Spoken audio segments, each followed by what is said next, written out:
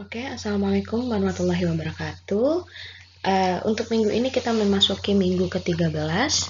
Untuk materi rekayasa prasarana antar moda yang akan kita bahas pada minggu ini yaitu terkait runway and taxiway aerodrome reference. Oke, yang pertama yaitu runway design. Nah, sebelum kita mendesain runway, kita perlu memperhatikan adanya obstacle limitation surface. Nah, apa obstacle limitation surface itu? Jadi, obstacle limitation surface itu adalah suatu rangkaian dataran yang berhubungan dengan masing-masing landasan pacu atau runway pada suatu bandar udara. Nah, obstacle limitation surface ini menjelaskan batasan-batasan yang diperbolehkan bagi objek untuk menjulang ke ruang udara, sehingga operasi pesawat itu bisa dilakukan dengan aman atau tanpa gangguan. Nah, itu kenapa untuk di daerah bandara itu biasanya tidak diizinkan adanya gedung yang tinggi, kemudian pohon yang tinggi, maupun adanya tiang-tiang listrik yang bisa mengganggu dari pergerakan pesawat di udara. Oke, ini kurang lebih gambaran untuk obstacle limitation surface dalam bentuk 3 dimensi, di mana di situ bisa kita lihat transitional, ada inner horizontal, ada conical, dan outer horizontal. Nah, ini yang mencerminkan dari suatu pesawat ketika dia akan lepas landas maupun ketika dia akan mendarat seperti itu. Nah, di sini ada batasan bahwa ketinggian maksimumnya ya untuk daerah di sekitarnya yaitu adalah 150 meter seperti itu. Nah, berikut merupakan common impacts to obstacle limitation surfaces. Jadi di situ ada runway N, kemudian yang putih itu adalah approach slope-nya, sehingga untuk ketinggian dari objek di sekitar bandaranya itu tidak boleh, tingginya tidak boleh melebihi dari approach slope. Oke, selanjutnya definisi dari runway. Seperti yang kita ketahui bahwa runway itu adalah salah satu fasilitas sisi udara yang digunakan untuk kegiatan lepas landas dan pendaratan pesawat. Suatu bandara bisa memiliki lebih dari satu runway. Apa sih yang menentukan jumlah dari runway ini? Yang pertama, bisa karena intensitas pesawat yang beraktivitas pada bandara tersebut sangat padat untuk melakukan kegiatan take off maupun kegiatan untuk landing. Contohnya di Soekarno-Hatta. Soekarno-Hatta memiliki landasan pacu melebihi dari satu runway. Nah, selanjutnya jumlah dari runway pada suatu bandara juga dipengaruhi dengan adanya crosswind. Crosswind itu apa? Nanti kita akan pelajari lebih detail terkait crosswind dan windrows. Untuk geometri runway sendiri dipengaruhi oleh cuaca, arah angin, jarak pandang, topografi, dan banyaknya pesawat yang akan dilayani, serta karakteristik pesawat apa sih yang akan dilayani, seperti itu.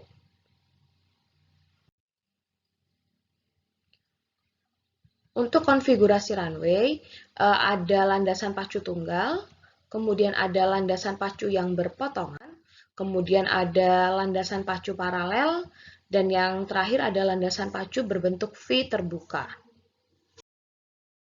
Oke, selanjutnya yaitu parameter desain runway. Dalam merencanakan runway, ada 6 item yang harus kita perhatikan dan harus kita hitung geometriknya. Yang pertama ada panjang runway, yang kedua ada lebar runway, ketiga ada kemiringan longitudinal, yang keempat adalah jarak pandang, yang kelima jarak runway, dan yang keenam yaitu runway paralel. Oke, desain geometrik. Dalam merencanakan runway, berikut merupakan asumsi desain untuk panjang runway. Yang pertama, ketinggian lapangan terbang merupakan tinggi permukaan laut. Suhu di bandara adalah standar, yaitu 15 derajat Celcius.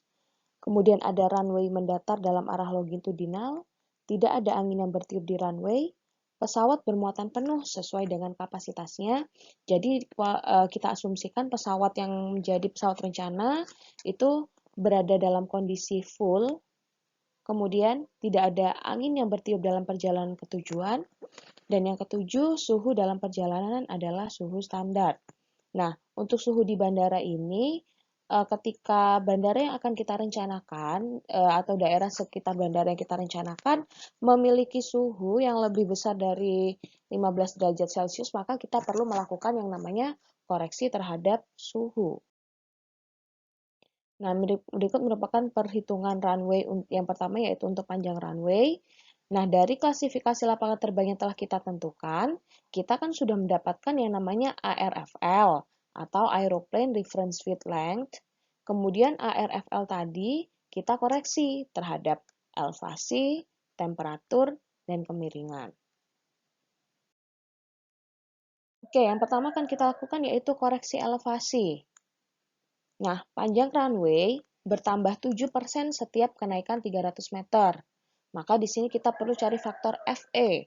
Faktor untuk elevasi yaitu 1 plus 7% dikalikan dengan H per 300, di mana H adalah elevation of airport. Jadi kita nanti bisa tahu kira-kira airport kita itu udah berada pada ketinggian berapa meter sih di atas permukaan laut, seperti itu. Kemudian yang kedua ada koreksi temperatur, seperti yang tadi saya jelaskan, untuk temperatur standarnya yaitu 15 derajat Celcius, sehingga jika ada perubahan temperatur maka kita perlu lakukan koreksi. Nah, untuk koreksi temperatur standarnya yaitu 6,5 derajat Celcius, itu adalah untuk setiap kenaikan 1000 meter. Nah, panjang runway akan bertambah 1% untuk setiap kenaikan 1 derajat Celcius. Sehingga kita lakukan untuk koreksi temperaturnya FT sama dengan 1 plus 1% dikalikan T-nya, kemudian dikurangi 15 min 0,0065 kali H. Nah, nanti kita akan dapat FT-nya berapa. T-nya di sini adalah airport temperatur, merupakan suhu yang ditetapkan pada bandara yang kalian rencanakan, yang akan direncanakan, atau suhu maksimum di daerah sekitar bandara, seperti itu. Kemudian ada koreksi kemiringan. Nah, untuk panjang runway ini akan bertambah 7-10% setiap kenaikan gradien longitudinal 1%. Sehingga di sini Fs-nya kita hitung 1 plus 0,1 S. S di sini adalah efektif gradien untuk runway-nya. Nah, sehingga kita dapatkan koreksi total. Koreksi total ini merupakan panjang runway yang sebenarnya dibutuhkan. ARFL sama dengan, ini ARFLK ya, ARFL koreksi sama dengan ARFL dikalikan FE, FT sama dikalikan FS. Kita dapat koreksi panjang runway-nya berapa. Oke, ini untuk suhu di bandara. Jadi suhu yang kita ambil adalah suhu selama 30 hari. Nah, di situ saya dapatnya data per 15 hari, itu saya jumlahkan. Nah, yang pertama kita perlu menghitung TM-nya dulu. Jadi TM itu adalah rata-rata bulanan dari suhu maksimum harian. Nah, di situ cara menghitungnya adalah 1/30 dikalikan 525,8 plus 543,8. Kenapa itu ditambahkan? Karena saya mengambilnya per kolom ya, per 15 hari. Kalau kalian mau langsung per 30, it's okay. Nah, maka didapatkan TM-nya sebesar 35,65 derajat Celcius. Kemudian di situ ada TA. Nah, TA itu adalah suhu rata-rata harian untuk bulan yang paling panas sepanjang tahun pada bandara tersebut. Nah, di situ untuk TA-nya 1/30 dikalikan 463,7 ditambah 473,2. Maka saya dapat untuk suhu rata-rata bulan yang paling panas sepanjang tahun itu didapatkan 31,23 derajat Celcius. Nah, untuk suhu ini kita ambil dari misalnya dalam jangka waktu 5 tahun. Dalam jangka waktu 5 tahun kita pilih di bulan mana sih yang suhu terpanas seperti itu. Nah, biasanya itu paling panas di bulan Juni, untuk lokasi bandara tertentu.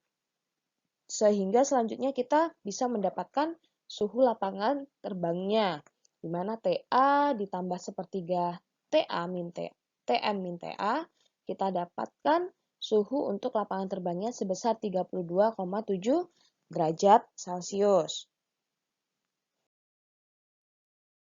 Langsung saja kita coba contoh kasus ya.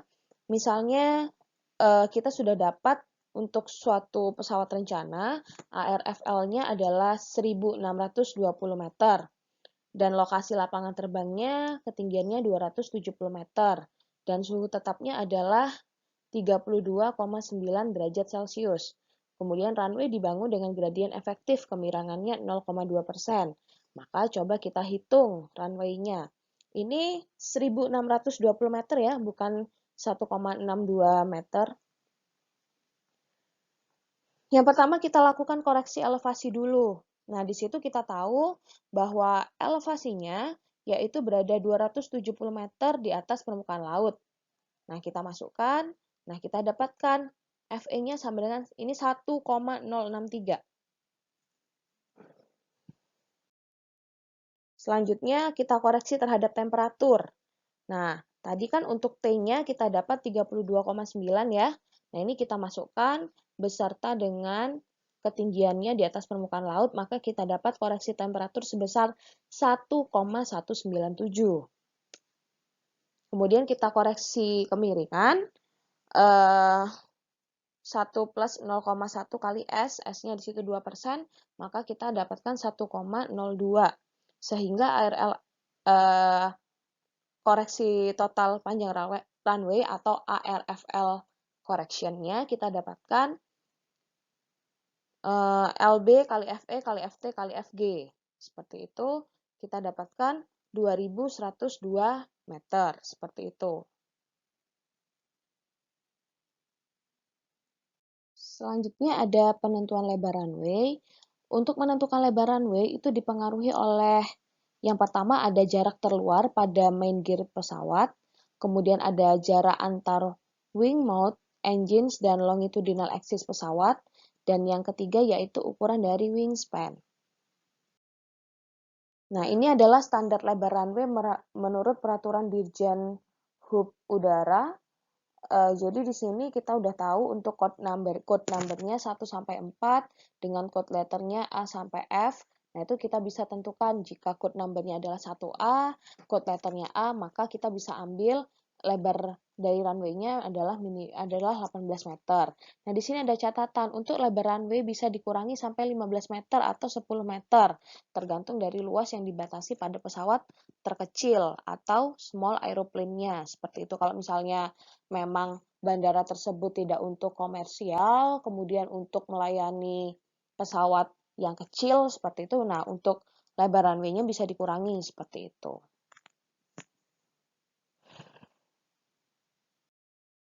Kemudian ada kemiringan longitudinal.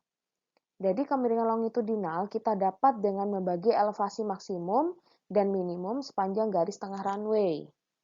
Kemudian kemiringan longitudinal diperbolehkan sebesar 1% untuk kode angka 3 dan 4, serta 2% untuk kode angka 1 atau 2. Kemudian kemiringan longitudinal itu tidak boleh melebihi 1,25% untuk kode angka 4, kecuali jika seperempat bagian awal dan akhirnya tidak melebihi 0,8%.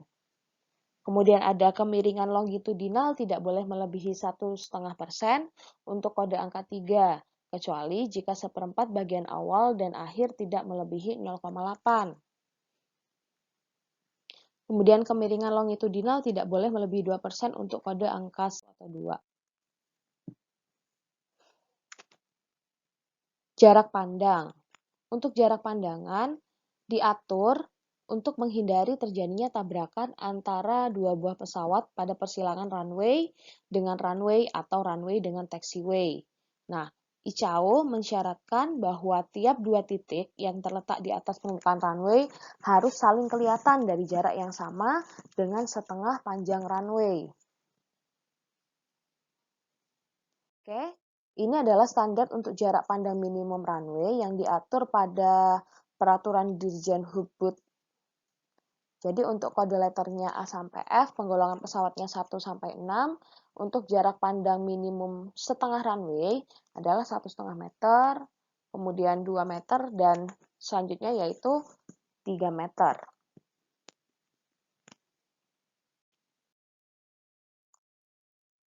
Yang kelima yaitu tentang jarak runway. Nah, kita kan sudah punya airplane design groupnya 1-6. Nah, di situ ada non-precision instrument and visual sama precision instrument. Nah, untuk yang jarak runway-nya runway center line ke hold line, nah itu bisa kita lihat berdasarkan airplane design group-nya. Kemudian ada parallel runway distance. Jadi, separation between runway center lines. Seperti itu. Jadi, untuk arrival berapa, departure berapa, dan arrival atau departure arrival. Seperti itu.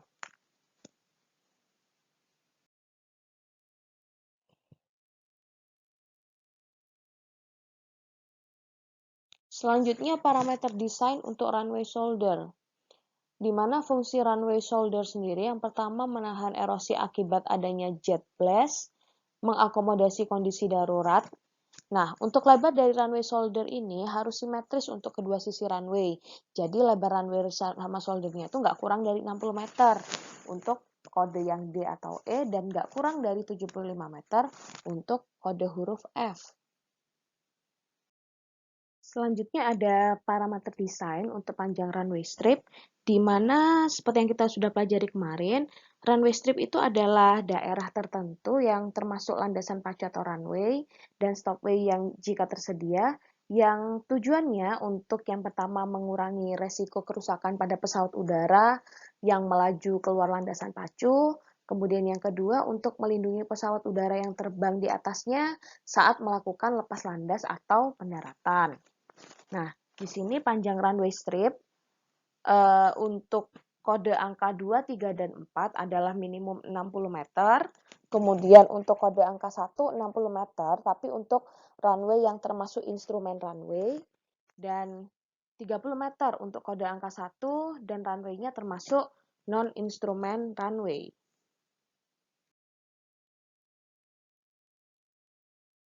Berikut merupakan parameter desain lebar runway strip. Lebar strip termasuk precision approach atau non-precision approach. Kalau untuk yang precision approach atau non-precision approach, itu adalah termasuk dalam kategori instrumen runway ya. Jadi, untuk perpanjangannya adalah 150 meter untuk angka 3 dan atau 4, dan 75 meter untuk kode angka 1 atau 2. Lebar strip termasuk non-instrumen runway sebesar 75 meter untuk kode angka 3 atau 4, dan 40 meter untuk kode angka 2, dan 30 meter untuk kode angka 1, seperti itu.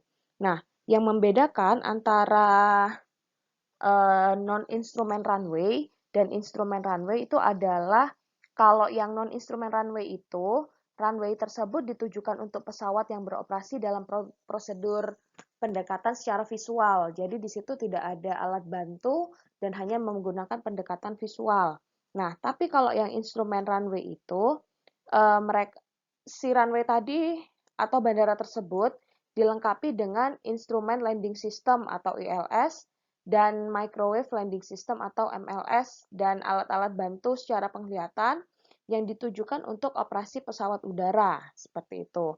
Jadi, yang membedakan adalah ada dan tidak adanya kedua fasilitas tadi ya. Biasanya memang untuk bandara-bandara besar itu mereka adalah yang instrumen runway. Selanjutnya parameter desain untuk resa. Untuk panjang resa itu diukur dari akhir runway strip, itu adalah 240 meter untuk kode angka 3 dan 4, kemudian 120 meter untuk kode angka 1 atau 2, dan untuk minimumnya yaitu 90 meter. Lebar resanya sama dengan minimum 2 kali lebar dari runway. Ini selanjutnya adalah parameter desain untuk clearway. Terletak di akhir take-off run available. Jadi panjangnya tidak melebihi setengah dari panjang take-off run available. Lebar memanjangnya secara lateral sampai jarak setidaknya 75 meter di setiap sisi dari garis utama runway. Oke, berikut merupakan video dari runway design. Airports are places where lots of pieces of engineering come together. Different focuses are needed to design terminals, landside accessibility, equipment, airside logistics, and the topic of this video, runways. As an example for runway design, I will use the newest runway of Amsterdam Airport Schiphol, the Polderbaan. A crucial step in finding the optimal spot to build a new runway is estimating the needed dimensions, the width and mainly the length of the runway. Assuming world's largest operating passenger aircraft, the Airbus A380, needs to be able to take off and land on this new runway, we can safely assume that it needs to be at most 15,000 feet long and 300 feet wide, plus the needed space for taxiways of course. These numbers are a function of many different variables including wind speed and direction, altitude, local temperature and the already mentioned aircraft type. Now, a spatial analysis of the airport needs to be made, considering that aircraft need to taxi between runway and terminal before and after flight. Creating a short route between the two would be preferable, since that will decrease travel time and emissions of CO2 and NOx, and increase passenger experience. Of course, a runway intersecting another runway can't be used optimally, so that should be avoided if possible, and the same holds for runways built too close to one another. Obstacles near the airports like highways, mountains, which we don't have in Holland, and entire cities are something important to evaluate as well. Not only are cities avoided for collision purposes, also a reduction of noise and air pollution are reasons to diverge from towns as well. Considering Schiphol's layout, several options are possible. Most, however, can be neglected because of towns, pieces of nature and highways nearby. Also the fact that strong winds from the southwest are not uncommon in the Netherlands rule out several options, since operating with crosswind is not advisable.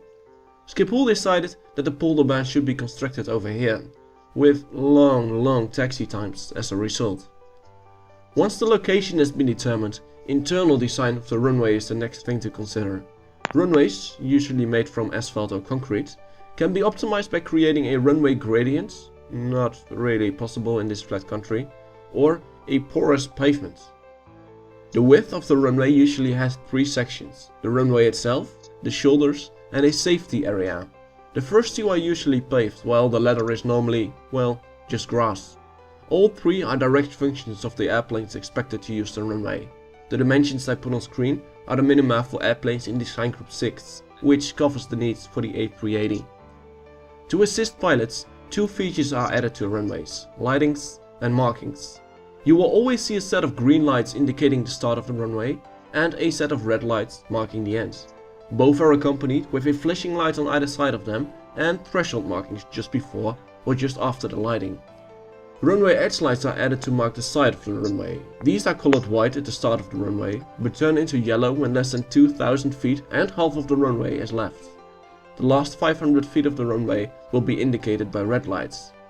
A similar coloring system is used for the centerline lights, which, together with the centerline markings, have the function to help pilots align the plane with the runway. This, together with finding the optimal landing spot, is the key part for an arriving aircraft. This optimal landing spot is indicated with 4 longitudinal lines on both sides of the centerline, with a similar marking placed 500 feet before and 500 feet after that. The final remarkable marking you'll see on runways are the big numbers at the start. These indicate the direction of the runway.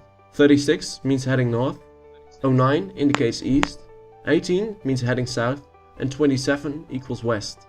A simple but clear system for naming runways. But it is also ambiguous when multiple runways are parallel with each other, as it is, for example, in the case of Schiphol. This can be solved by adding an L for left, a C for center, or an R for right to these numbers. And of course, if a runway is designed to be used in two directions, lightings and markings need to be added for both directions. The discussed lightings and markings are usually accompanied with other signs, equipment, and possibly even more lightings and markings. Whether it be for the new runway of Schiphol or for any other airfield, lots of parameters and considerations are involved in designing a runway. Oh, and by the way, did you know that Schiphol is actually pronounced as Schiphol in Dutch? Yeah, Dutch lessons by Mr. Engineering Guy.